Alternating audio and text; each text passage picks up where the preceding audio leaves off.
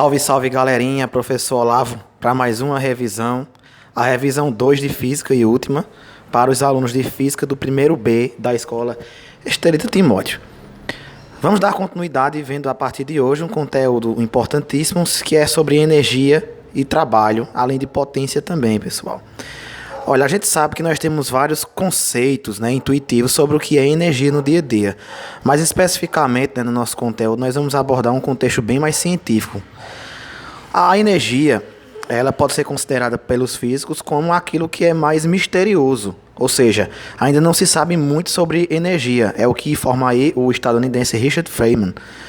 Pois é, pessoal, não se sabe tudo sobre a energia, ela ainda é um grande mistério, mas sabe-se uma coisa, do princípio da conservação da energia, que diz que a energia total do universo é constante. Veja, é uma análise universal, total, 100%, o todo. Essa energia total, ela é constante. Ela nem pode ser criada, mas apenas transformada em diversas modalidades. Esse é o conceito, o princípio ou lei da conservação da energia. Isso é o mais definitivo que a física sabe sobre energia, é o que está elencado nesse conceito, pessoal. Então a energia ela é muito mais abrangente, do que se pensa. Ela pode ter uma ideia muito abstrata às vezes, mas a gente sabe que a energia ela está totalmente envolvida com coisas que envolvem movimento no dia a dia. O sol radia energia, pessoal? Enfim, tem várias modalidades de energia, isso é bem óbvio e a gente já sabe. Outro conceito bastante associado ao estudo dos movimentos é o trabalho, o trabalho de uma força. O trabalho é uma grandeza física e ela está relacionada com a transferência da energia devido à atuação de uma força. Olha essa, galera, cuidado, preste atenção. Só é realizado um trabalho se nós aplicarmos uma força em determinado corpo e essa força provocar um deslocamento. Sem deslocamento, mesmo com muita força, não é realizado um trabalho. Você pode ficar em pé sobre uma mesa, seu peso está todo em cima da mesa, mas se a mesa não se movimentar, isso não é realizado um trabalho. O trabalho de uma força é uma grandeza que vai medir a quantidade de energia ou que foi adquirida ou que foi transferida em um corpo. A gente sabe que a energia ela é radiante, ela flui, e ela é transformada em diversas modalidades. O trabalho, diferentemente da velocidade, que foi uma grandeza que vimos anteriormente, ele é uma grandeza escalar, ou seja, ele está bem caracterizado apenas com a unidade numérica, que é o seu módulo, e sua unidade de medida. Não é necessário dizer a direção e o sentido.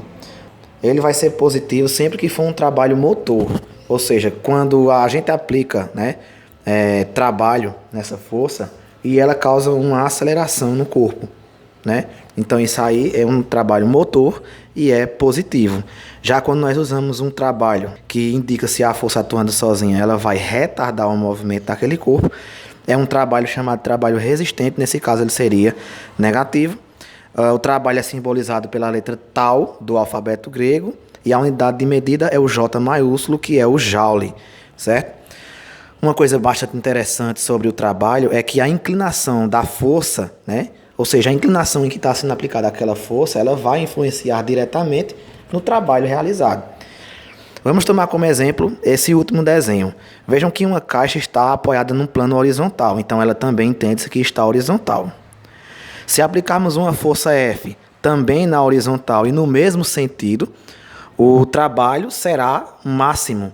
Professor, e aquele exemplo da mesa, uma pessoa em cima da mesa, mesmo sem movimentar ela, não causou movimento, deslocamento, então não é trabalho. Por quê?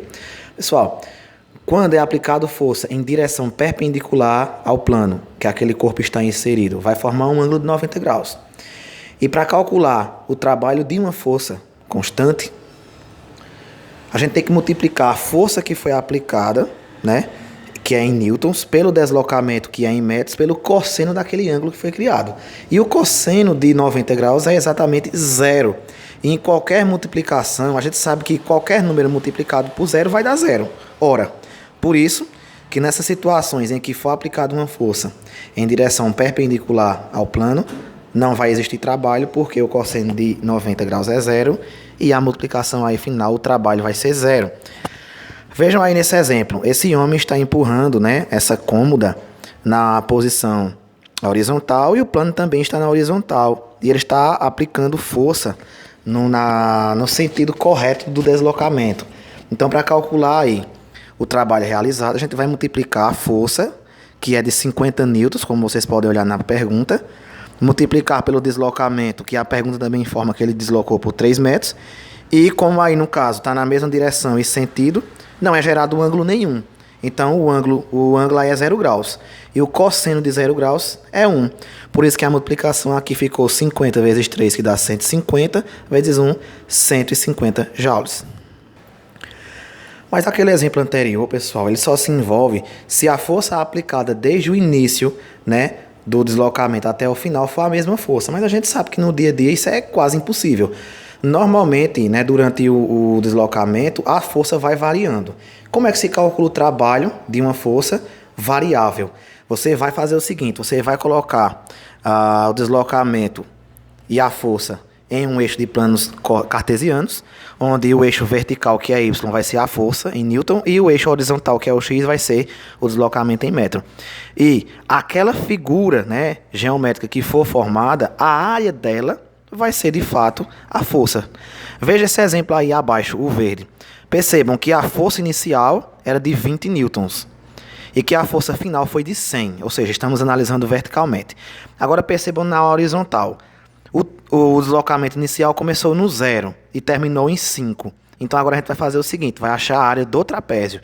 A área do trapézio é base maior mais base menor vezes altura dividido por 2. A base maior a gente vai medir de 0 até 100. E a base menor de 0 até 20. Então 100 mais 20 dá 120. Vezes a altura nesse caso está sendo o deslocamento, que é de 0 até 5. Então é 5. 120 vezes 5, perdão, dá 600. E 600 dividido por 2 dá 300 joules. E essa é a nossa resposta. Nós percebemos até agora, estudando o trabalho de uma força, que o tempo não era levado em consideração. Mas agora, a partir do próximo conceito, que é potência, o tempo tem toda a relação. Potência, pessoal, na verdade, a gente entende que é uma grandeza que vai medir a rapidez com que certas máquinas realizam seu trabalho, ou seja, que elas conseguem transformar energia. É bem sabido entender que quanto mais rápido for feito aquele trabalho, mais potente é aquela máquina. E quanto mais tempo for demorado para realizar aquele determinado trabalho, é porque a máquina foi menos potente. Para encontrar o resultado da potência, que é medida em watts, basta que nós dividimos o trabalho realizado pelo tempo gasto, sendo que o tempo deve ser em segundos. Já que trabalho nós percebemos que é o resultado da multiplicação entre força vezes deslocamento, a gente vai substituir na fórmula o T por força vezes deslocamento e o ΔT vai ser o intervalo de tempo em segundos. Qual é a potência média que um corpo desenvolve quando aplicada a ele uma força horizontal com intensidade igual a 12 newtons? Vejam, isso é a força, então a gente já sabe que no lugar do F vai ser 12. Por um percurso de 30 metros, 30 metros é o deslocamento, então no lugar do D é 30 metros. Sendo que o tempo gasto para percorrer foi 10 segundos, ou seja, ΔT é 10 segundos. Já está tudo nas unidades corretas. Força está em newton, deslocamento está em metros e tempo está em segundos, então não precisa fazer nenhuma conversão. Vamos encaixar. Potência é igual ao trabalho, que é força vezes deslocamento, dividido pelo tempo. Como a força foi 12 e o deslocamento 30, 12 vezes 30 dá 360 e o tempo foi 10. 360 dividido por 10, obviamente a potência desenvolvida foi de 36 watts.